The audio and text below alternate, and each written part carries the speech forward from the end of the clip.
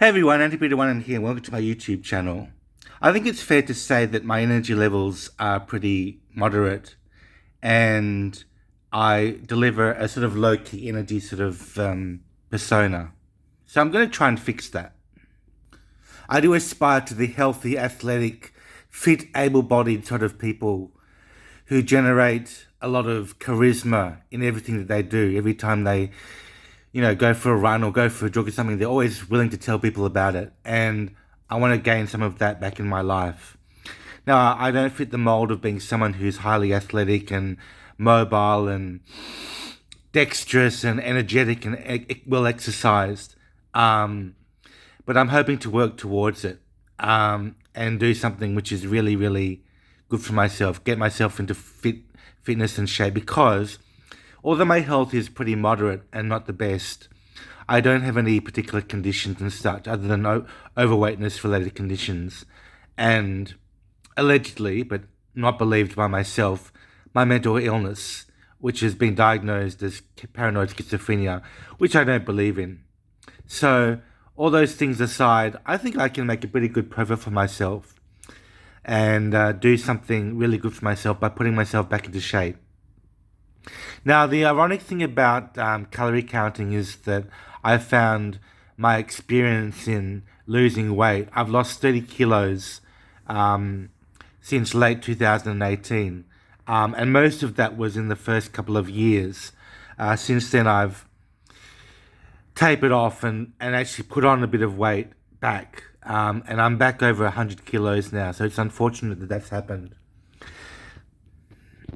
But the ironic thing about calorie counting is that you actually have to stop thinking about food all the time. It's a psychological thing as much as anything else.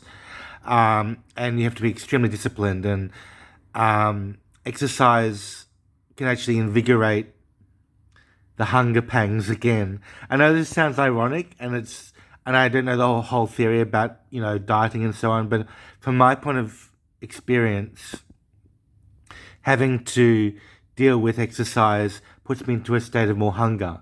And I think that's something I have to deal with and learn how to work out, because I haven't worked out entirely how I'm going to deal with that problem. Even though I have successfully lost 30 kilos in my last, since late 2018, the first 2 years after that. So I think that my speaking has improved a little bit, and I'm pretty pleased about that. My energy levels in speaking have improved, and although I've been criticized for not looking directly at the camera and looking at myself when I'm doing a video in the self-image, I feel that I can actually speak at length and fluently and continuously about anything, and it's almost like making things up as you go along, but at the same time, at least it shows less of the trauma that I've experienced over the last 17 and 30 years of my life. Since I became an adult, I've been traumatized and extremely by my experiences at school, with my family, and in the last 17 years with mental health authority, who have, practically abused and neglected my needs and done sort of horrible things to me by involuntary drugging and that sort of thing. So I think there is a pretty good theory that espouses that if you want to be more energetic, you should hang around more energetic people, and I think that's the truth to that. Unfortunately, there's no one in my life who is extremely, extremely energetic. There is one person who I somewhat appreciate called Luke B, who I see every fortnight, who has some good ideas and, obviously tries hard to make a connection with his client, which is a really, really good sign of someone who's dedicated to his task, giving quality of experience and that sort of thing. And I'm aspiring to people who are more energetic and pro-positive in their demeanor. So that's very important. I think it's very important to be able to phrase in words what we are feeling and experiencing. And I thought of the word Valium because Robin Williams once told a joke on baseball about cricket being baseball on Valium. And the adjective of that is valious, if I were to coin a new word. Or I could otherwise say slothful or very slow or sluggish or something. But I think the word valious is a good word. to describe the sort of lack of energy which I've been demonstrating for such a long time on my YouTube channel. You'll find that in my earliest videos on YouTube, I was very charismatic and I played to the camera a lot and was very charismatic in that way. But since my discussion videos have taken more of a routing and more responses from my audience, I've sort of slipped into that sort of gutter of presenting myself in that sort of way, that sort of style.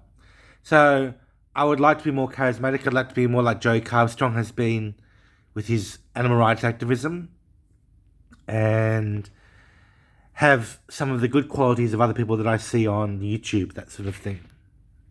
You know, it's hard to be charismatic and energetic in a world where there are a couple of people at the top of the list who have, $290 billion,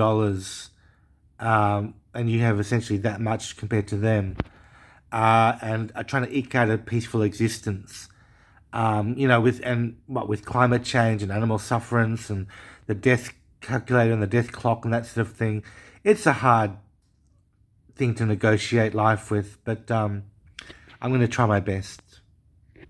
So one of the questions that was asked on Facebook was, what's the most important lesson you've learned in the last year, or something like that? Just try and recall what they were actually saying at this moment. It was, what have you learned about yourself in the past year? A very well expressed question. And I really couldn't answer because I haven't learned all that much. I think the most thing I've learned is about poetry and how to get successful poetry submissions in. But my best poem was written some 25 or more years ago now, Inland Surfer. So that's very ironic that that my best poem was written so long ago and I haven't written much better since then. I am trying to learn very hard in writing good dialogue for characters, and that's something that I'm aspiring towards. So I'm going to keep on working on that and see how I go, developing dialogue for characters in my writing. Fictional writing, that is. Fact fiction is one genre. There's also creative non-fiction, which I've done a little bit in, and short stories, which is just fiction. So lots of opportunities there for me. Yeah, I do regard myself as something of a jack of all trades, which is a bit of an embarrassment to me. I wish I were good at music and had some idea of sussing out how to create culture with music. That's my big interest in life, and I had a huge interest in that at one stage. And I'm going to an art therapy class this morning in about 6.5 hours from now. So hopefully I'll learn something new. If I was a good artist, visual artist as well, I'd be very happy with myself. But these things are of the ego. And of course, we're speaking of being in a privileged context. Animals that are below me in the sort of hierarchy don't have those same opportunities that I have, and it's very unfortunate for them that they are forced to endure and forced to suffer so much without the quality of life that we all aspire to. So whilst I'm trying to develop my own quality of life, the animals that I'm thinking of who are suffering and dying in slaughterhouses and in factory farms don't have the opportunity that I have. They are simply people who live day to day, moment to moment, and eventually are killed, very quickly are killed early on in their lives, which is a terrible thing for them. So I think that I've got to allocate some sort of part of my time and effort and thoughts to these animals.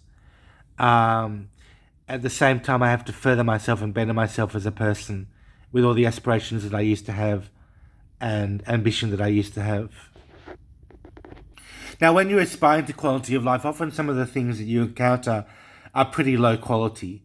And I think being discerning about that is something that I might move towards, even though I've never been very elitist and I've always played to the lowest common denominator. I think that being elitist has some good parts to it. Being a little bit snobbish of things which are low quality is probably a good thing for me.